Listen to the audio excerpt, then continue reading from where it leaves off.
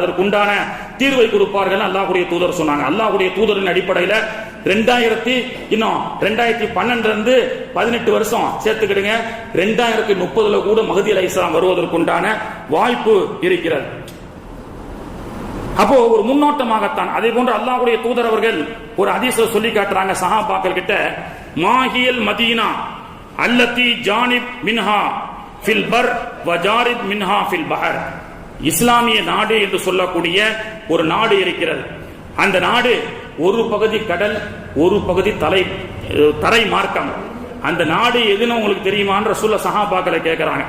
அப்ப ஸல்லல்லாஹு அலைஹி சஹாபாக்கள் சொன்னாங்க, வஹாதிஹில் மதீனத்தி ஃபில் கிஸ்தின்தியா என்று சொல்லக்கூடிய துர்க்கி அப்படின்னு சஹாபாக்கள் சொல்றாங்க. அப்ப அல்லாஹ்வுடைய தூதர் அவர்கள் சொன்னார்கள், துருக்கி இன்னைக்கு இஸ்லாமிய நாடு. சரியா? துருக்கி இன்னைக்கு அல்லாஹ்வுடைய தூதருடைய நிறைய விஷயங்கள் பாதுகாக்கப்பட்டு வைத்திருக்கிற சவுதி மதீனாவில் இல்லாத அத்தாட்சிகள் நினைவு சின்னங்கள் துருக்கியில இருக்கு.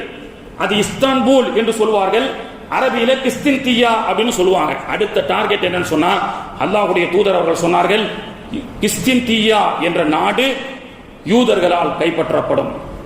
யூதர்களால் கைப்பற்றப்படும். இஸ்லாம் அங்கே மக்களை அழித்து ஒழிப்பார்கள். இன்னைக்கு அடுத்த பிளான் அதான். இன்னைக்கு காஷ்மீருடைய சிறப்பு அந்தஸ்து முன்னோட்டம் என்பது அடுத்த துருக்கியுடைய பிளான். காஷ்மீருடைய அந்த எல்லாமே நான் சொல்றேன்ல, எல்லாமே இந்தியா தான் முன்னோட்டம். காஷ்மீருடைய சிறப்பு அந்தஸ்தை போக்கி அங்கே இருக்கக்கூடிய இஸ்லாமியர்களை 3ஆம் தர குடிமக்களாக ஆக்கி பெரும்பாலான இஸ்லாமிய மக்களை கொலை செய்து அவர்களை தீவிரவாத பட்டம் கொடுத்து அந்த காஷ்மீரை விட்டு இஸ்லாமிய சின்னத்தை அழிப்பதற்குண்டான இந்த காஷ்மீருடைய சிறப்பு அந்தஸ்தை அகற்றினார்கள் அல்லவா. அடுத்த பிளான் என்னன்னு சொன்னா துருக்கி. அல்லாஹ்வுடைய தூதர் அவர்கள் சொன்னார்கள், துருக்கியும் யூதர்களுடைய கையிலே செல்லும். பிறகு மஹ்தி அலைஹிஸ்ஸலாம் வருவார்கள். ஒரு மிகப்பெரிய கூட்டத்தோடு, இஸ்லாமிய கூட்டத்தோடு வருவார்கள். வந்து துருக்கியில அவர்கள் என்ன செய்வார்கள், மஹ்தி அலைஹிஸ்ஸலாமுடைய போர் படையை பயந்து துருக்கி முழுக்க யூதர்கள் ஒரு பெரிய சுவற்றை எழுப்புவார்கள். உள்ள வராத அளவுக்கு உண்டான ஒரு வேலியை போடுவார்கள். அப்பொழுது அந்த மஹ்தி அலைஹிஸ்ஸலாமும் அவர்களோடு வந்த கூட்டத்தார்களும் அந்த பார்டரில் நின்று கொண்டு லா இலாஹ இல்லல்லாஹ், லா இலாஹ இல்லல்லாஹ் வஹ்தஹு லா ஷரீக லஹு, அல்லாஹு அக்பர் என்று முழங்குவார்கள். அவர்கள் தன்னுடைய தற்காப்புக்காக கட்டி வைக்கப்பட்ட சுவர் உடையும். பிறகு மஹ்தி அலைஹிஸ்ஸலாம் உள்ளே சென்று கிஸ்தின்தியாவை மீட்டுவார்கள் என்று அல்லாஹ்வுடைய தூதர் அவர்கள் சொன்னார்கள். ஆக அல்லாஹ்வுடைய பள்ளிவாசல்களை பாதுகாப்பதற்குண்டான தியாகிகள் இருக்கும் வரை அல்லாஹ் பைத்துல் முக்கத்தஸை பாதுகாப்பான். பைத்துல் முக்கத்தஸ் இடிக்கப்பட்டு யூதர்கள் கோவிலை கட்ட ஆரம்பித்தால் இஸ்லாமிய மக்களுக்கு மிகப்பெரிய ஆபத்து என்று அல்லாஹ்வுடைய தூதர் அவர்கள் சொன்னார்கள். அந்த ஆபத்தை தான் இன்னைக்கு இஸ்லாமிய மக்கள் சந்தித்துக் கொண்டிருக்கின்றார்கள். ஆக பைத்துல் முக்கத்தஸ், மதீனா, இது போன்ற துருக்கி, இது போன்ற பள்ளிவாசல்களை நம்மை போன்ற தியாகிகள் இருக்கும் வரை, தக்குவா இருக்கும் வரை நாம் பாதுகாப்போம். பிறகு மக்காவை இடிப்பதற்கு ஒரு கூட்டம் வரும். மக்காவில் ஒரு மிகப்பெரிய பூகம்பம் வரும் என்று சொன்னார்கள் அல்லாஹ்வுடைய தூதர் அவர்கள். ஏன் தெரியுமா? மக்காவை நோக்கி யூத படைகள் செல்வார்கள். யாஜூஜ் மாஜூஜ் செல்லும். ரியாத் வரை சென்று விட்டது, ஜித்தா வரை சென்று விட்டது.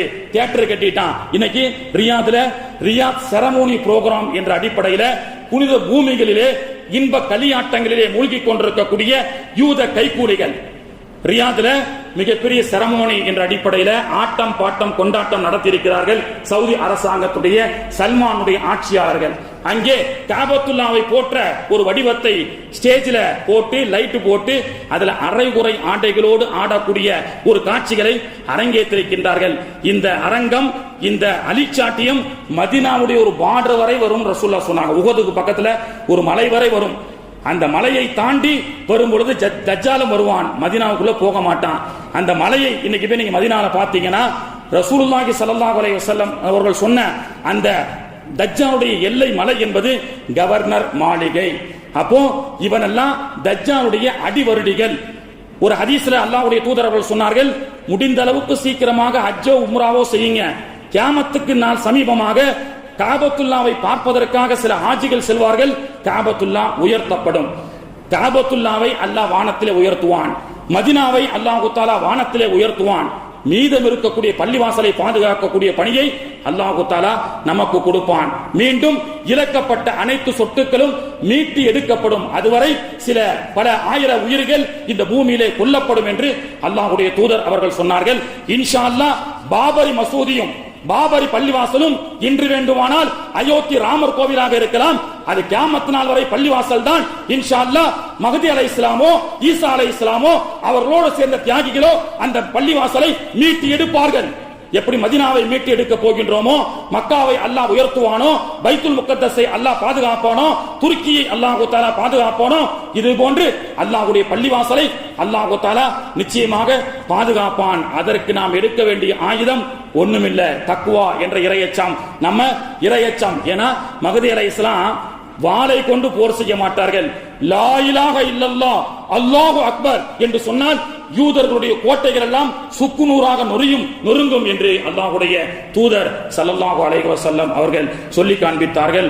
கண்ணியத்திற்குரிய அல்லாஹ்வின் நல்லடியார்களே, இதுவெல்லாம் எப்பொழுது நடக்க போகிறது? வருஷத்தை கணக்கு பண்ணி இன்ஷா அல்லாஹ் அடுத்த வாரம் தஜ்ஜாலுடைய வருகை எப்படி இருக்கும், இந்த உலகத்தில் நடக்கக்கூடிய இந்த இந்தியாவில் நடக்கக்கூடிய டிமானிட்டேஷன். நான் ஏன் சொல்றேன்னா, எல்லாமே முன்னோட்டம்னு சொல்லி படம் அவ்வளவு பெரிய தாக்குதலை ஏற்படுத்துமா? இஸ்லாமிய மக்கள் தீவிரவாதின்னு படத்துல சொன்னா மக்களுடைய உள்ளத்துல தாக்கம் ஏற்படுமான்னு சொன்னா, நம்ம மாதிரி அப்பாவிகள், இந்திய மக்களை மாதிரி அப்பாவிகள் யாரும் கிடையாது. ஏன்னா ஒரே இரவுல 500 ரூபாய் 1000 ரூபாய் செல்லாதுன்னு சொன்னாங்க. பிறகு சொன்னாங்க 2000 ரூபாய் புதுசா ஒரு நோட்டு விடுறாரு, ஆரஞ்சு கலர்ல வர போகுதுன்னு சொல்லி. சரி, அதை கூட நம்பி என்ன செஞ்சோம், வாங்கி போலாங்கன்னா திரும்ப கொஞ்ச நாள் அது ஒன் வேவா போயிருச்சு எல்லாமே, திருப்பி அதுவும் செல்லாதுன்னு சொல்லிட்டாங்களா இல்லையா? அதுல ஒரு கட்டுக்கதை கட்டாங்க பாருங்க. இந்த அரசாங்கத்துல கருப்பு பணங்கள் எல்லாம் பழைய நோட்டுல பதுக்கப்படுகிறது. எனவே 2000 ரூபாய் நோட்டுல ஒரு சிப்பு செட் பண்ண போறாங்க. சேட்டலைட் பவர்ல எந்த காசு எங்க இருக்குன்னு கண்டுபிடிக்க முடியும் சொன்னா, அந்த மாதிரி முட்டாள்தனமான கருத்துக்களை நம்ம நம்பணுமா இல்லையா? ஸ்விஸ் பேங்க்ல பூரா ஸ்விஸ் பேங்க் மே பிளாக் கரன்சி லாக் ஹோகா, ஓ கரன்சி நிக்கல்னா ஹை தோ 500,000 செல்லாது அப்படின்னு சொல்லி தான் எடுத்தாரு. அப்ப